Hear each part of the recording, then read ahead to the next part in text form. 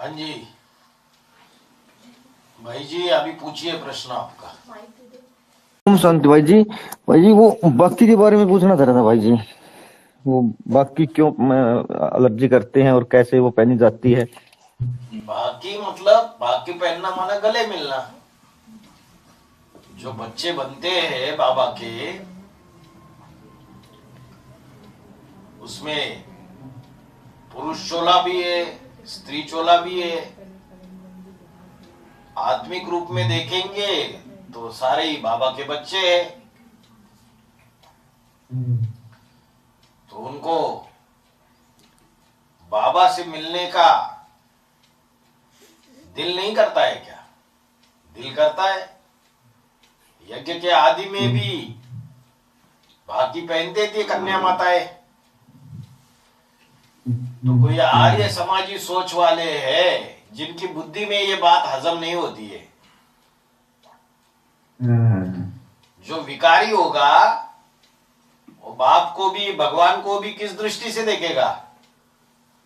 विकारी दृष्टि से ही देखेगा। जैसी दृष्टि वैसी सृष्टि। जो खुद विकारी होंगे वो सोचेंगे ये भी विकारी है। तो उनको पूरा निश्चय नहीं बैठ पाता। वो फोटो खींचते और हंगामा मचाते, देखो ये क्या चल रहा है, व्यभिचार चल रहा है। तो पवित्रता जो है उसकी भी गहरी व्याख्या है। बाप की बुद्धि उपराम ज्यादा रहती है या देह में धरी हुई रहती है? उपराम रहती है। हाँ जी, हाँ बिल्कुल रहती है। तो बच्चों को संग का रंग लगाना है, चाहे दृष्टि से, वाचा से, वाइब्रेशन से, इंद्रियों से। उससे नंबरवार आत्माएं ऊपर उठेगी। ये बात विदेशी विधर्मियों की बुद्धि में बैठती नहीं है।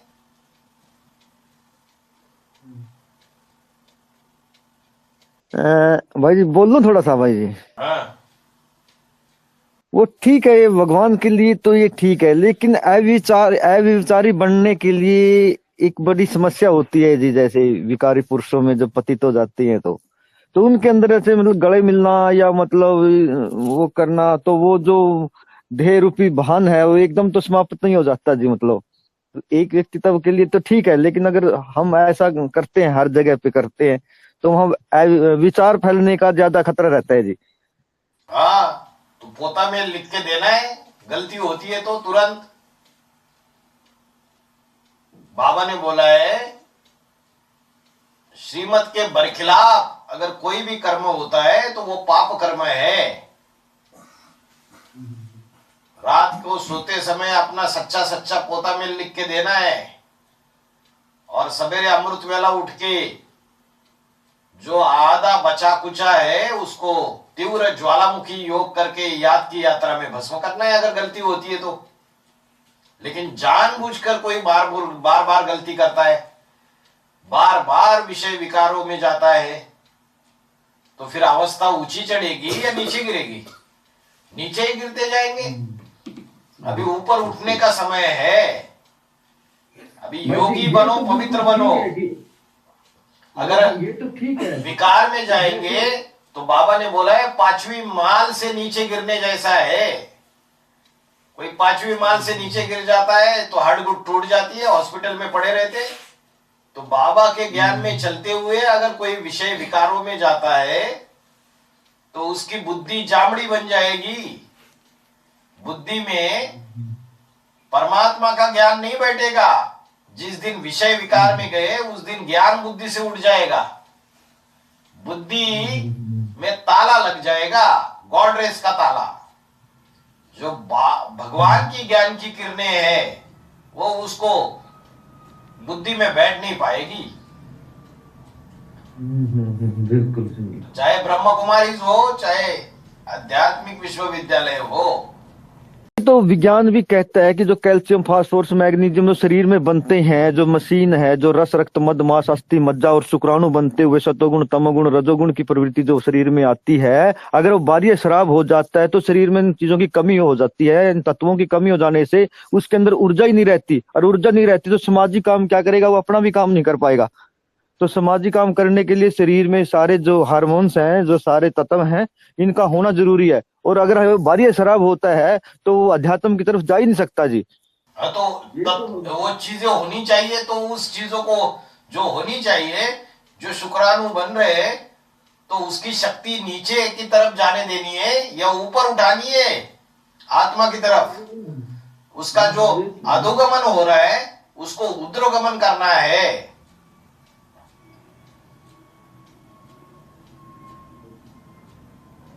शक्ति को ऊपर उठाना है, भ्रुकुटी के बीच में यहां उसको लाना है।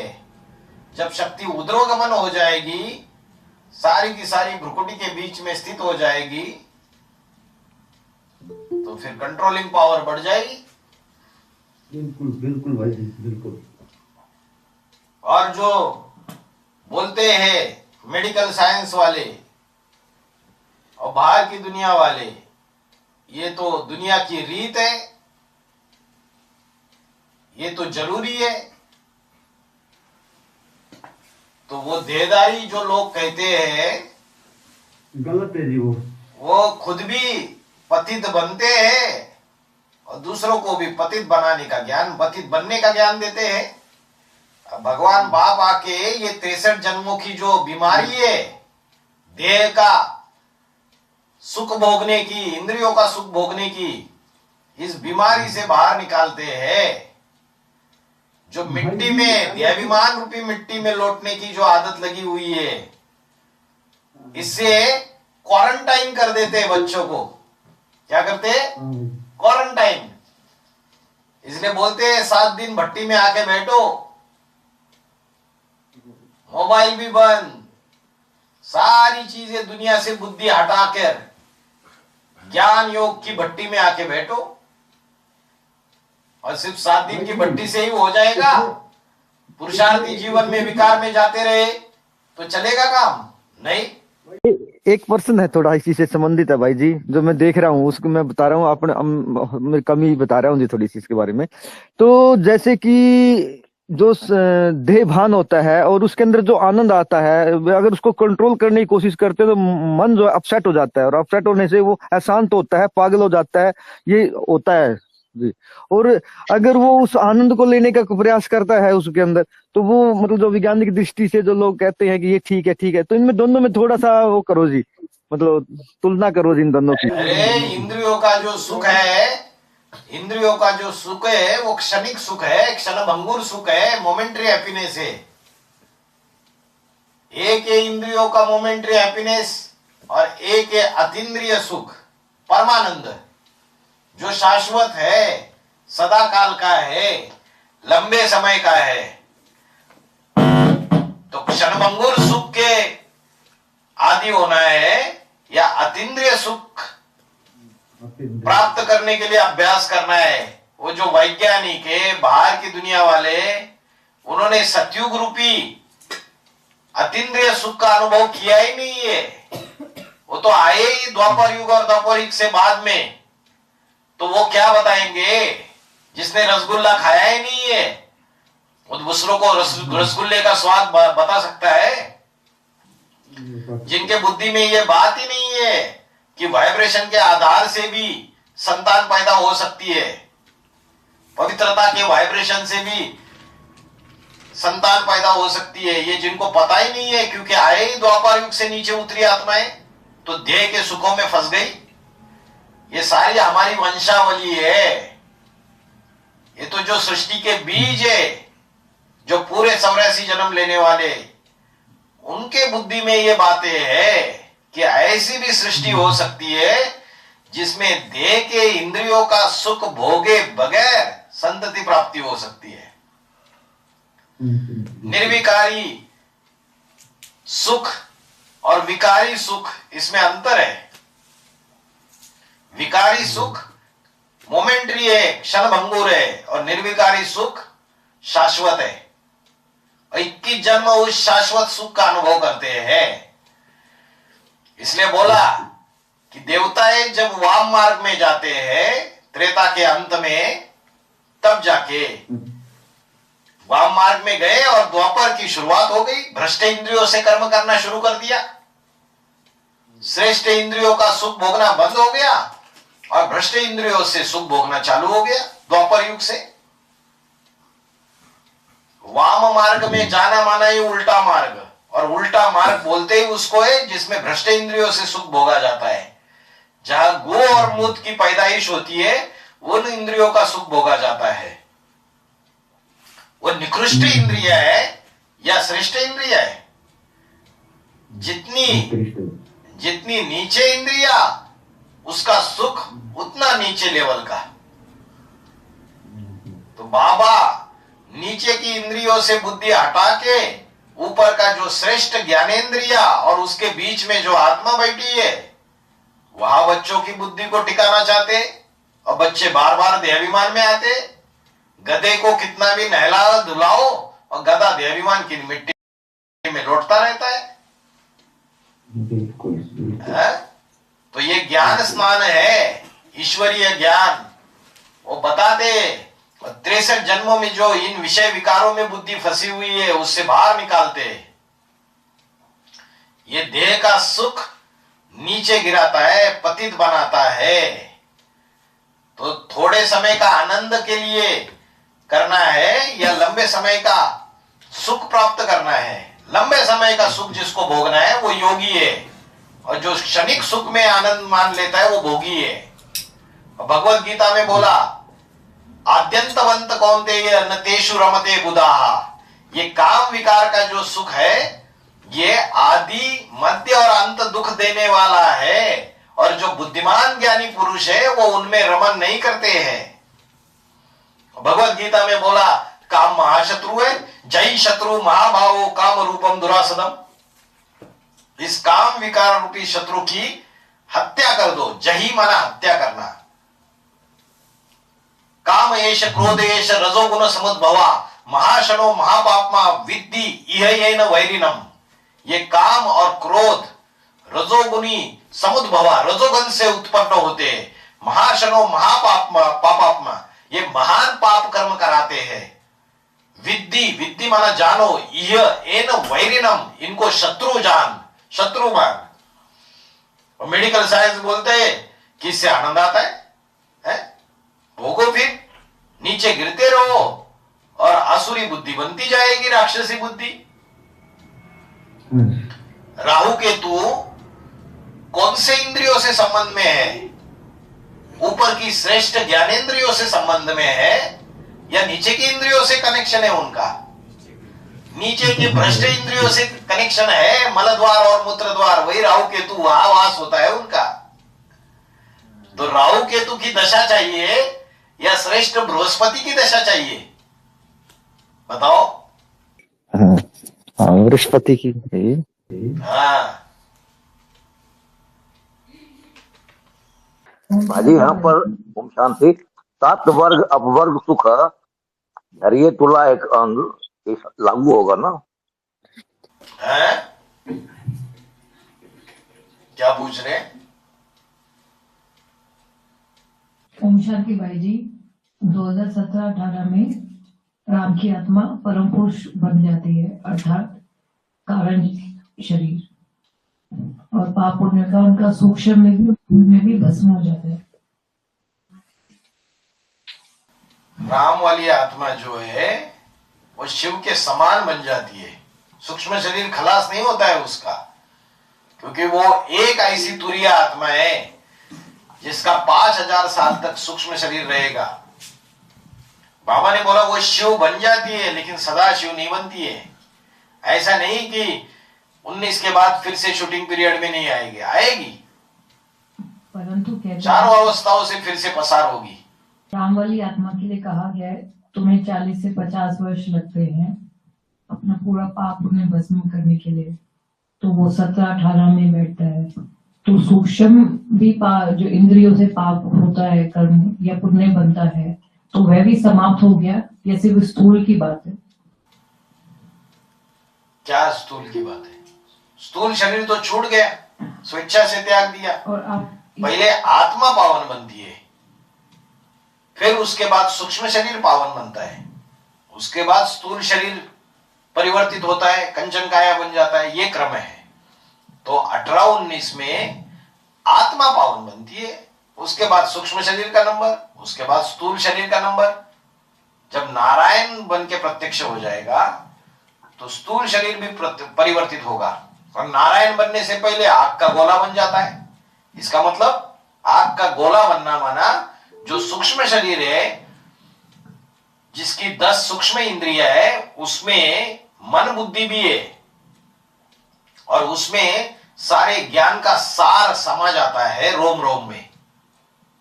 इसका अर्थ ये भी निकाले ना कि जैसे ब्रह्मा बाबा ने शरीर त्यागा, परंतु उनके जो सूक्ष्म इंद्रियां थी, क्योंकि उनके अभी पाप पुण्य अभी भस्म नहीं हुए थे, तो उन्होंने सूक्ष्म इंद्रियां अभी भी उनकी जीवित थी, तो वो सूक्ष्म इंद्रियों से भी कार्य करते थे। पर राम वाली आत्मा के लिए 2018 में वो सूक्ष्म का भी पाप पुण्य भी भस्म हो चुका है ना? हाँ, पहले आत्मा पावन बनती है, फिर सूक्ष्म शरीर पावन बनता है। कहते हैं कि परम पुरुष बन गया, लेकिन बाबा ने राम वाली आत्मा के लिए कहा है कि परम ब्रह्म बनना पड़े। वो 2017-18 में बोला परम ब्रह्म बनना पड़े, रूंग वर्ष भी जोड़ा, 1 वर्ष। तो ब्रह्म मतलब बाप बन के पाठ तो बजाया, लेकिन सहन शक्ति का, आती की सहन शक्ति का पाठ भी उसको बजाना पड़े, और जब तक ना बजाए तब तक उसको परम ब्रह्म नहीं कहेंगे। हाँ, तो परम ब्रह्म अर्थात बड़ी से बड़ी माँ, परम माँ। तो माँ का अर्थ ही है, जिस प्रकार आपने कहा कि सहन शक्ति का पाठ, और एक तरफ कहते हैं योगिनी माँ के लिए कि तुम्हें अंत तक सहन शक्ति का पाठ बजाना है। तो स्थूल रूप में देखा जाए साकार सृष्टि पे, तो अंत तक तो सहन शक्ति का पाठ योगिनी माँ ने बजाया, तो फिर बजाया नहीं, बजाना है तो नंबर वार है ना। अव्वल नंबर का परम ब्रह्म भी है, द्वयम नंबर का परम ब्रह्म भी है, त्रयम नंबर का परम ब्रह्म भी है। परम तो एक ही होता है, लेकिन फिर नंबर वार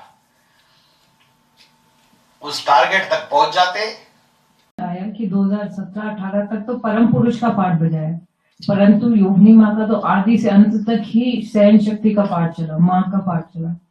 तो परम ब्रह्म की स्थूल व्याख्या में तो आदि से अंत तक माँ का पाठ चला, और रुद्रमाला का मन का नहीं है। उसमें पुरुषत्व के जन्म जन्मांतर के संस्कार नहीं है। दुर्योधन दुशासन के भी संस्कार है, ठीक है। अंतिम जन्म में चोले से कोई स्त्री चोला है, इसका मतलब ये नहीं कि उसके अंदर पुरुषी संस्कार नहीं है। संस्कार है, उसकी एक ही खासियत है, बस वो ईर्ष्या द्वेष नहीं करती है, दूसरे कन्या माताओं के जैसी अनसूया, कोई असूया नहीं रखती है। बाप के साथ जो भी संबंध संपर्क में आने वाले हैं, दूसरे उनसे कोई ईर्ष्या द्वेष नहीं रखती है, ये उसकी खासियत है। ऐसा नहीं कि 100% वो सहन कर लेती है। बाबा ने तो ब्रह्मा का मिसाल दिया, सहन शक्ति में अव्वल नंबर दादा लिख रहा है ब्रह्मा। तन भले पुरुष का था, लेकिन जो ब्रह्मा के द्वारा जो सहन शक्ति का पाठ बजा, वो अव्वल नंबर का पाठ बजा, उसको भी क्रॉस करना है राम वाली आत्मा को, तब जाके वो परम ब्रह्म साबित होगा।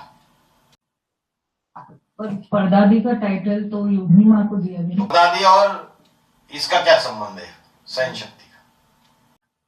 मतलब कहते हैं ना, जगदम्बा से भी ज्यादा सहन करके इन्होंने। जगदम्बा की बात ही नहीं चल रही है, ब्रह्मा की बात चल रही है।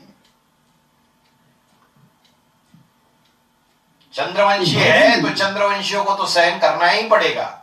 मातृत्व का स्वभाव होना ही चाहिए उनके अंदर। मातृत्व का स्वभाव, शीतलता, सहनशीलता, ये चीज उनके अंदर होनी ही चाहिए। जगदम्बा ने सहन किया। जगदम्बा ने यज्ञ के आदि में सॉरी एडवांस पार्टी के आदि में सहन किया, तभी तो ये परिवार बना। विधर्मी, विदेशी, आसुरी आत्माएं पहले पहले इकट्ठा हो गई यज्ञ के अंदर। तो पहले फाउंडेशन में ज्यादा वजन पड़ता है। सहन किया तब तो संगठन बना।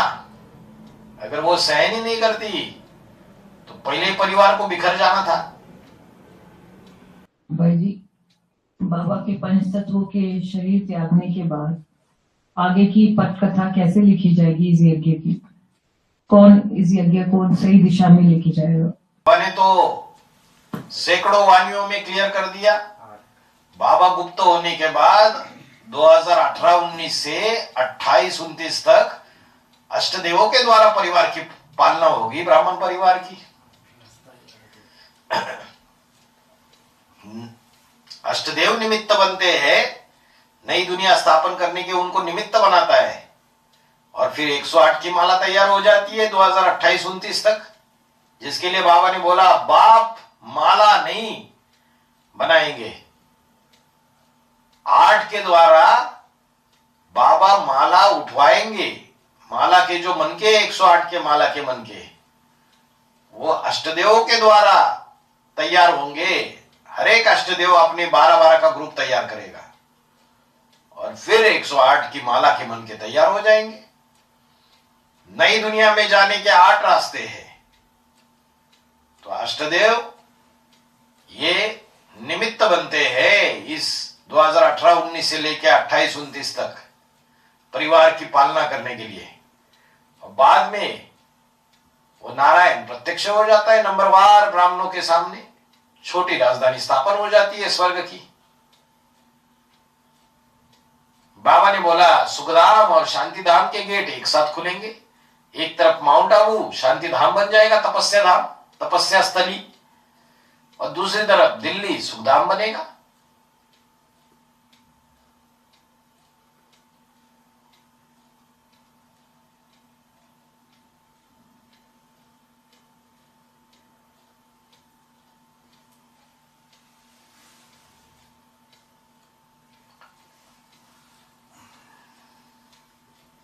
ओम शांति। ओम शांति भाई जी, ओम शांति, शांति भाई जी। ओम शांति। ओम शांति।